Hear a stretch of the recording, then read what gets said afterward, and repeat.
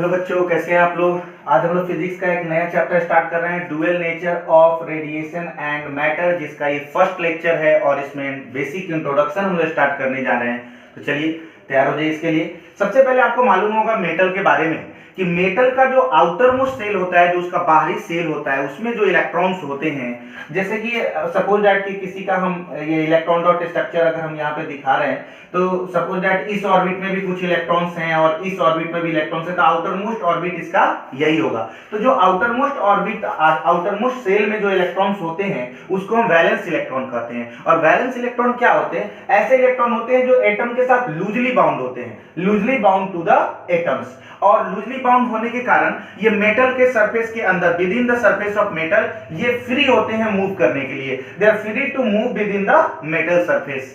और ये metal surface के अंदर सिर्फ मूव कर सकते हैं, लेकिन ये मेटल सरफेस को छोड़ के बाहर नहीं जा सकते। Can not leave the metal surface, ये मेटल सरफेस को छोड़ नहीं सकते। मेटल सरफेस के अंदर में, with in the surface of metal, ये क्या करते हैं? फ्री होते हैं मूव करने के लिए। तो आखिर ये मेटल सरफेस को जब लूजली बाउंड है तो छोड़ क्यों नहीं रहे? तो due to attractive pull of metal surface. Metal का जो सरफेस है वो इन इलेक्ट्रॉन्सों पर अट्रैक्टिव पुल लगाए रहती है और इनके पास इतनी एनर्जी नहीं होती कि उस अट्रैक्टिव पुल को ये ओवरकम करें और ये निकल कर बाहर आए। तो बाय ओन सेल्फ ये इलेक्ट्रॉन्स इन मेटल सरफेसेस को छोड़कर ये वैलेंस इलेक्ट्रॉन बाहर नहीं आ सकते, due to lack of energy. उनके पास उतनी एनर्जी नहीं है। लेकिन ऐसा नहीं कि ये आ ही नहीं सकते। अगर आप किसी भी तरीके से बाहर से इनको एनर्जी प्रोवाइड कर रहे हैं, एक्सटर्नल सोर्स से अगर आप एनर्जी इनको प्रोवाइड कर रहे हैं, तब ये ओवरकम कर देंगे, ठीक है। और ओवरकम करके क्या हो जाएंगे? ये इलेक्ट्रॉन्स बाहर चले आएंगे। तो उस स्थिति में ये जो इलेक्ट्रॉन्स हो, ये जो एनर्जी होगी, इस एनर्जी को आप नाम देते हो क्या? Work function. मतलब वह एक्सटर्नल एनर्जी जो हमने मेटल सरफेस के इलेक्ट्रॉन्स को, आउटरमोस्ट इलेक्ट्रॉन्स को प्रोवाइड की और जिसके प्रेजेंस में, जिसकी मदद से वो मेटल सरफेस का जो अट्रैक्टिव पुल था उसको ओवरकम करके बाहर निकल आया, उस एनर्जी को हम क्या कहते हैं? वर्क फंक्शन कहते हैं। तो एक बेसिक कॉन्सेप्ट आपका डेवलप हो गया होगा कि मेटल के आउटर मोस्ट सेल में जो इलेक्ट्रॉन्स हैं वो वैलेंस इलेक्ट्रॉन हैं, जो एटम के साथ लूजली बाउंड होते हैं और with in the surface of metal वो फ्री होते हैं मूव करने के लिए, लेकिन सरफेस के अट्रैक्टिव पुल के कारण वह इसको छोड़कर बाहर नहीं आ सकते। लेकिन अगर आप बाहर से एनर्जी इसको प्रोवाइड करते हो, तब वो उस अट्रैक्टिव पुल को ओवरकम करके बाहर आ जाता है और वह एनर्जी, वह सुटेबल एनर्जी जिसको प्रोवाइड करके तुम उन इलेक्ट्रॉन्सों को बाहर निकाले हो, वह एनर्जी क्या कहलाता है? Work function. तो आइए इसका एक लैंग्वेज का, इसको लैंग्वेज दें प्रॉपर्ली नोट्स तैयार करने के लिए।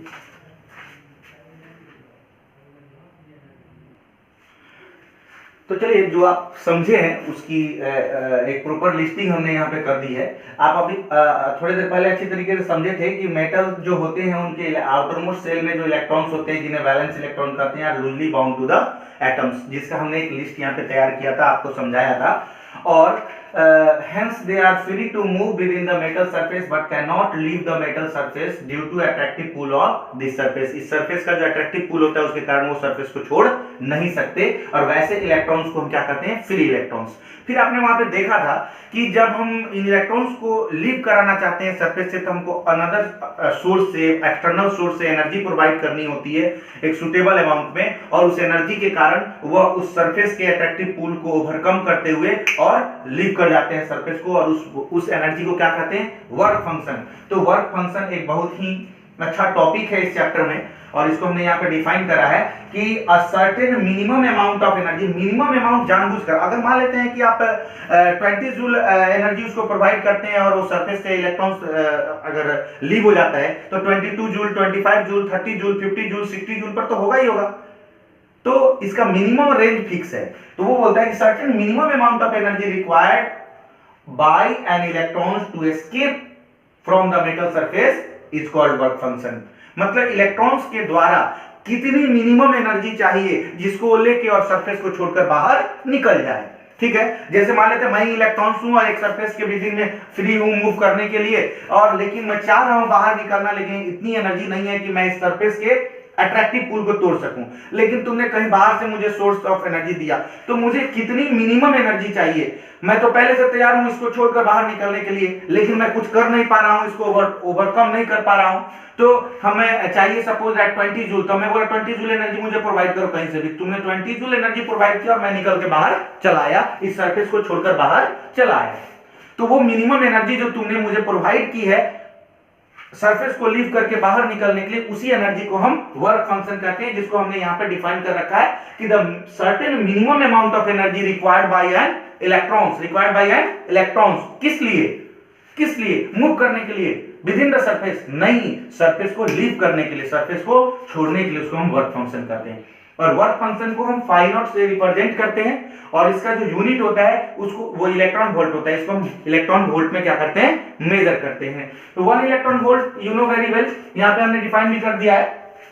1 इलेक्ट्रॉन वोल्ट का मतलब हुआ कि the energy gain by an electrons when it has been accelerated by the potential difference of 1 volt. अगर किसी इलेक्ट्रॉन्स को 1 वोल्ट पोटेंशियल डिफरेंस पीडी देकर एक्सेलरेट कर रहे हैं, उस समय वो इलेक्ट्रॉन्स जितनी एनर्जी गेन करेगी वही 1 इलेक्ट्रॉन वोल्ट के बराबर होगा। 1 electron volt 1.602 into 10 to the power -19 joule के बराबर होता है। तो ये वर्क फंक्शन मुझे लगता है कि क्लियर हो गया होगा। प्रत्येक मेटल सरफेस का वर्क फंक्शन अलग अलग होता है। कुछ बहुत कम एनर्जी लेकर ही सरफेस से इलेक्ट्रॉन्स लीव हो जाते हैं। कुछ ऐसे मेटल सरफेस हैं जिनको काफी ज्यादा एनर्जी देनी पड़ती है, तब जाके वो उसके इलेक्ट्रॉन्स उसके आउटरमोस्ट सेल से निकल के बाहर आते हैं। तो मैं यहाँ पे एक लिस्टिंग कर देता हूं जिसमें कुछ मेटल सरफेसेस का नाम और उसका जो वर्क फंक्शन की जो वैल्यू है इलेक्ट्रॉन वोल्ट में, उसको मैं मेंशन कर देता हूं। आपके लिए यूजफुल रहेगा, किसी एग्जाम में कहीं ऑब्जेक्टिव क्वेश्चन के रूप में पूछ दिया तो तब तक आप यहां तक कंप्लीट करिए।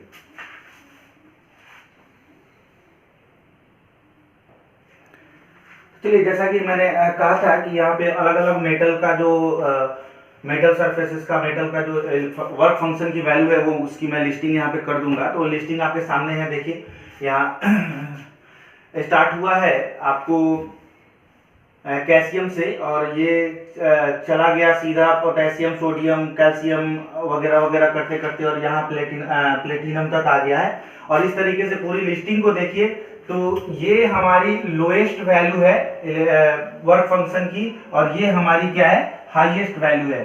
ठीक है, बिटवीन दैट ये बहुत सारे मेटल्स हैं जो इंपॉर्टेंट है, उनकी लिस्टिंग हमने आपके सामने कर दी है। और यहाँ पे हमने मेंशन भी कर दिया कि लोएस्ट वाला और हाईएस्ट वाला कौन है। तो हाईएस्ट वाला यहाँ पे दिखाई दे रहा है 5.65 के साथ, 5.65 के साथ, और लोएस्ट वाला 2.14 इलेक्ट्रॉन वोल्ट के साथ, वर्क फंक्शन के साथ। ठीक है, तो उम्मीद करते हैं कि ये वर्क फंक्शन या फिर डुअल नेचर का ये जो इंट्रोडक्शन का फर्स्ट पार्ट है ये आपको पसंद आया होगा और अच्छा लगा होगा, आपके लिए यूजफुल रहा होगा। तो जो अब तक मेरे चैनल को सब्सक्राइब नहीं किए हैं वो चैनल को सब्सक्राइब कर लें, ताकि इसका और भी पार्ट्स जो है वो आपको प्रॉपरली मिलता रहे और आप उसका लाभ उठाते रहें। चलिए, थैंक यू।